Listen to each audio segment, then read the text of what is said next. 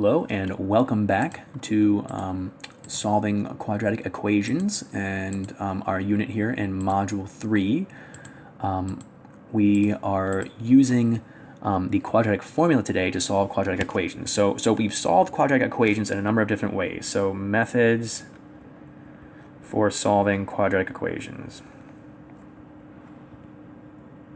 Whoops. Quad equations. Okay, so here's things we've done. First, we've taken square roots. Right? In situations where we're able to isolate the term with a square term, we can just use square roots. This is for quadratic equations that look like x squared, equals 16, or x minus 1 quantity squared equals like, 25 or something like that. Okay, two examples there. We've also solved by factoring and the zero product property. For example, if we have like x squared plus 3x plus 2,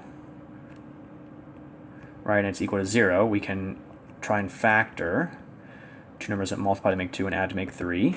So that'd be 2 and 1. And then set each one of those factors equal to 0 and solve. So you get x equals negative 2 and x equals negative 1, right? And of course, this is also where you might use the AC method as well. When your lead coefficient here is not 1, okay, you would use the AC method. Okay, and then in the last set of videos, the last lesson, we learned about completing a square.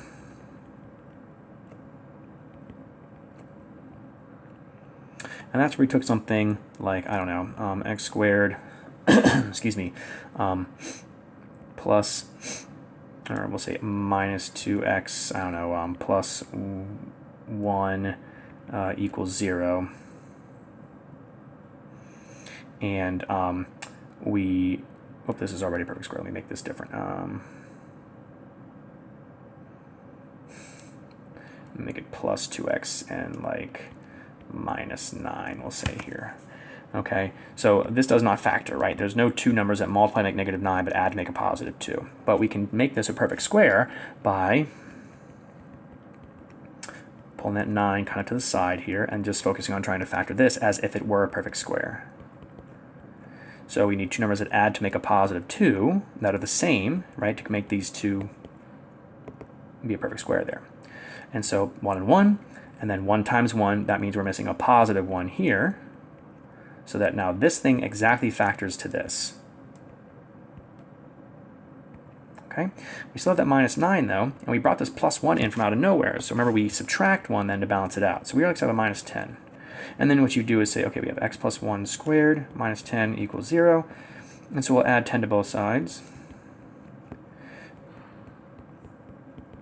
And then square root both sides, plus or minus the square root of 10, and then subtract 1 from both sides. And we'll get x is equal to negative 1 plus or minus the square root of 10. Okay, and so that's how we can use completing the square to get solutions, right? So we take something that does not factor, we complete the square, and that creates this situation where we can then use our square root method that we mentioned before. Okay, there's one more method, and that is the quadratic formula. Okay, so let's take a look at that, right? So here in the opening exercises, we're just asked to solve the following, and we're not told what strategy to use yet. So let's go ahead and just see what happens here. Let's try and get this to be equal to 0. So we'll subtract 2x squared from both sides and add 3x. Subtract 2x squared, add 3x. Okay, you notice I line up the like terms here, right? This is helpful when you're doing your work. So 4 take away 2 is 2x squared. 5 plus 3 is 8x. And we bring down that plus 3 right there. And then those are both gone, so we get 0. Okay, now let's see if we can get this thing to factor. So since we have a lead coefficient of 2, we'll have to use the AC method. So 2 times 3 gives me 6. Are there two numbers that multiply to make 6 but add to make 8? The answer is no. Okay, so what do we do here? How do we solve this?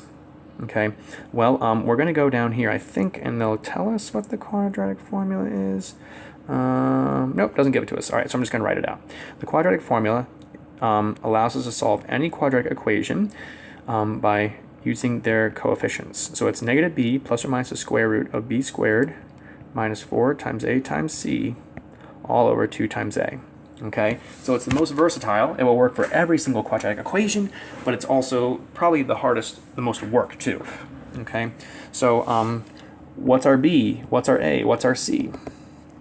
It's these numbers right here. Okay, so a is here, b is here, c is here. All right, in fact, let me go ahead and maybe color code these. So I'll do a will be green. Oops, I wrote A, I said green, and then I wrote B. All right, 8 will be B, and I'll use like this orange kind of color or yellow kind of color for C.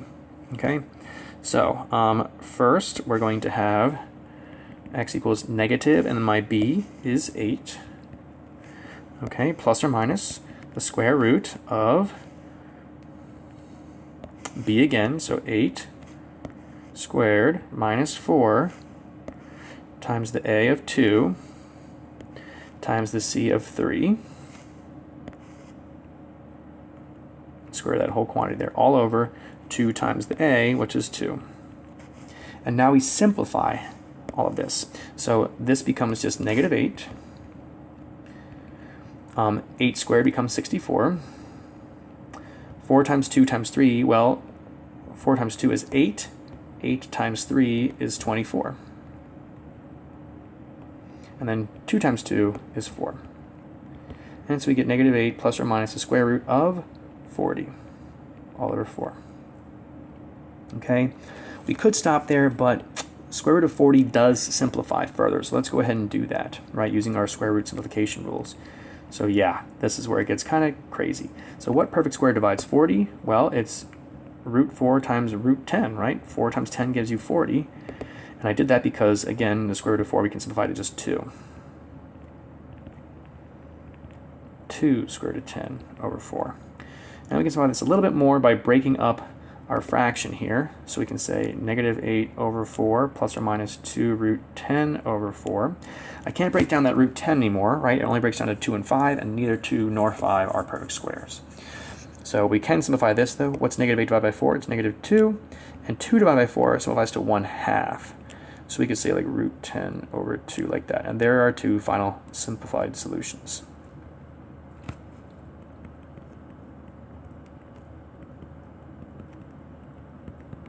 Okay, I'll stop the video there and we'll do some more exercises in the next one.